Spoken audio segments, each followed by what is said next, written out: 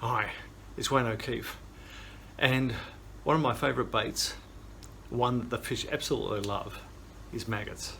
And if you've seen many of my videos, you'll know that I take them with me just about every time I go fishing. Freshwater species, saltwater species, love them. Some species, like trout for instance, go crazy over maggots.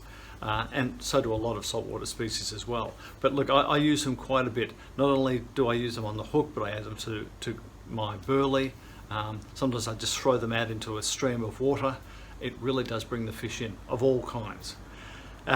Some tackle stores don't have them. I mean, sometimes you have to hunt around a little bit to get them. At various times of the year they can either be sold out or they don't stock them. So to be sure that I've always got them, I usually breed my own. It's very, very simple. It doesn't have mess and smell like you might imagine, but it is very effective, and it means that you can have this bait with you all of the time. So what I'll do is I'll just go through the process of raising them and what you have to do so that you can always have them. And whenever you're going fishing, basically you can grow your own worms, for instance, to have those, so they don't cost you anything. There's plenty of stuff you can get from the supermarket in different types of fish and prawns and things like that, and then you can grow your own maggots. So what happens then is you have a whole variety of baits that don't cost you much but really catch fish. So what I'll do is I'll just go through the process of raising them, show you what you need, and then show you a recent batch that I've got. So the first thing you'll need is just something to put them in, something you can actually grow them in. A container of any kind is fine, but what I find, just any old bucket. This is a discarded protein container that my sons use for their gym. Something with a lid is fine. It just makes it easier. You want to have this, you're going to be putting it outside, so you want to have it somewhere where water and moisture won't get into it. But it will be open slightly, and that's open slightly so that the flies can get in. Now, the next thing that you need is the medium on which you want them to breed, and that is just wood shavings or sawdust or something like that. What I use is just this stuff, just wood shavings. Just put that on the base of the bucket, probably up to, probably about, I don't know, 10 centimeters deep is fine. So just anything like that, which is something that they can easily burrow into as they grow.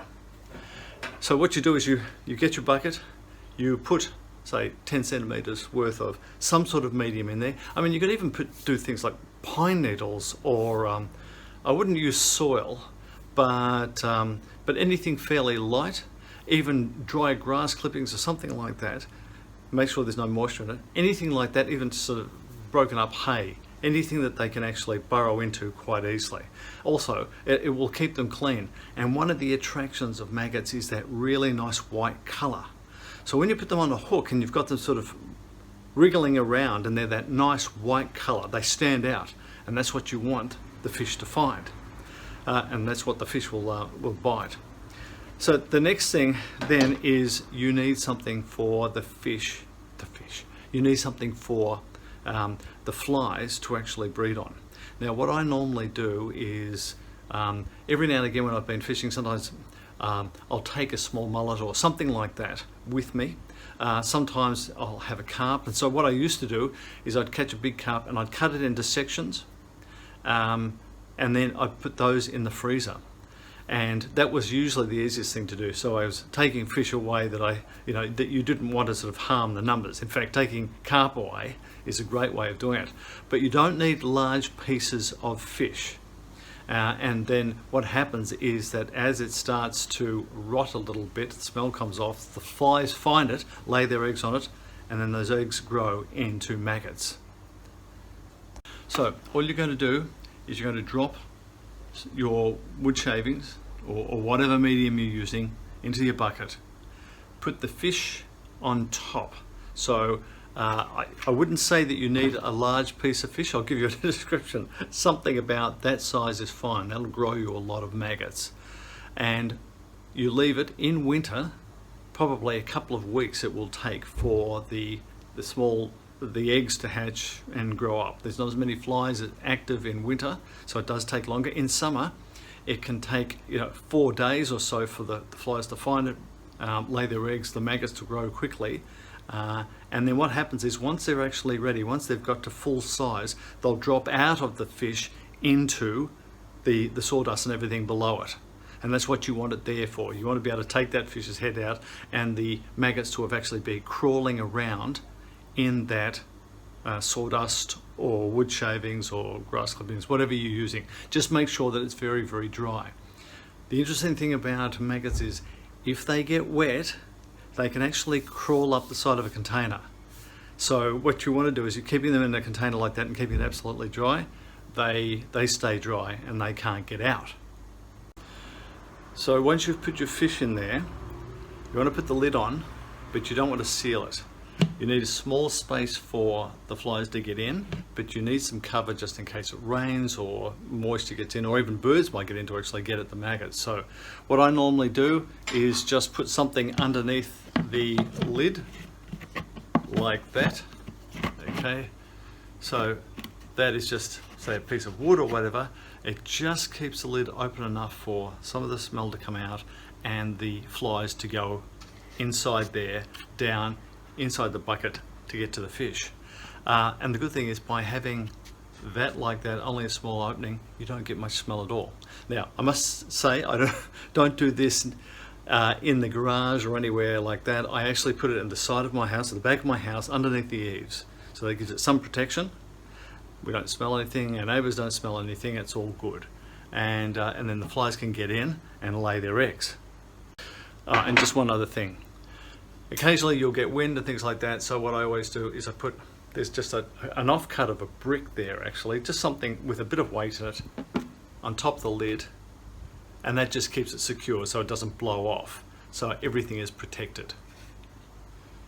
Okay, so now, after a couple of weeks, you've had the fish in there, the flies have gotten in, they've done their business, they've laid the eggs, and what you can do then is actually harvest the maggots. Now what will happen is that often, especially in summer, something like a fish will dry completely out. What will happen is that the maggots will be inside that, and all you'll have is the scales and skin that are left over. But what I'll do is I'll just open this up and just show you what's underneath there. So if you can see that, see underneath that, see those maggots in there, right? That's what's left after the fish have been feasting on that, and then what they've done is just burrowed down then into the wood shavings there, and which is what will happen is if I left it too long, they would then turn into casters, which is like a cocoon before then hatching into flies. So you don't want that to happen.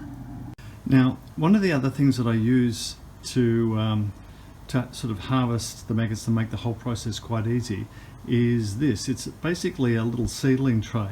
As you can see, it's got these holes in it, and what happens is when I tip, what I do is I actually tip the sawdust and maggots into that, and the maggots can crawl through those holes and fall into a container below them. The other thing I have is an old baking dish, and it just so happens that this is the perfect size to fit that seedling tray over the top and let everything fall into. So that is a great way of collecting them, and then I can just pour them into a container. So what I do is I just place the seedling tray over the top of that container. It fits perfectly, and then I can pour the wood shavings and maggots into that for them to crawl through. Okay, so once I've set that up, I'll just tip everything into it. Okay, emptied that out, and so I've got everything tipped in there. I'll spread that out a little bit and let everything crawl through. Process easier, I just basically level everything out, and this is the reason you don't want to put too much sawdust in and things like that, because it takes them a while to move through. But what can happen is as you spread that out like that, the maggots will seek refuge in the underneath all of the sawdust, and then they find those holes and then fall into it. So they will just crawl through those holes and then fall into the container below. So you just leave that for a couple of minutes. Every now and again just come and move the sawdust around, so that as soon as the maggots see daylight, as soon as they feel exposed, they'll head for the hills. Well, actually they'll try and crawl through those little holes into the container below. So now everything is filtered through, and if you can see in here, there are quite a few maggots now. They've all been cleaned out. They're just moving around in a little bit of the wood shavings that have actually fallen through, and there's now enough there for a couple of fishing sessions. Okay, and I mean, if you use things like carp and that to harvest them with, then you're actually doing the world a service, and you're getting some absolutely fantastic bait. So now I've just put them into a small container. As you can see, they're all sort of wriggling around on top. Okay, so this container, small container like that, has a lid, okay, a screw lid, and I've got some small holes in the top of this, as you can see there. Drilled some very, very small holes. They're really just probably about twice the diameter of a pin, so no maggot could ever crawl out. And then what I'll do is I'll tie this container in a plastic bag tightly and securely, and then I'll put it in the fridge. And yes, you have to put them in the fridge. If you don't put these in the fridge, then what will happen is that they will turn into casters, turn into their cocoon very quickly, and then turn into flies. But in the fridge, they can last for many weeks. I've had them last up to 4 weeks, even longer actually, and so they can be used a few times, and that makes them a really versatile bait. So the last thing I do is, after securing the top, make sure that nothing can get out. You don't want any unpleasant surprises. I just tie that into a plastic bag. I'll put it in the fridge. Yes, plastic bag is clean. I put it in the fridge. My wife knows all about it. We've come to an agreement on this. But the fact is, there's no smell, and then you have a fantastic bait for when you go fishing. And I highly recommend trying at least, because you've really got to work with these things to work out how successful they can be. Maggots will do it for you, and they're just so versatile a bait. And sometimes, even if you don't use them as a bait, put them into your burley, so that it's actually giving off small wriggling pieces of food for fish. Fish of all types will be attracted by it. So if you've enjoyed this video, please give us a thumbs up and subscribe. And for more information on baits and burley and tactics, go to my website, howtofish.com.au.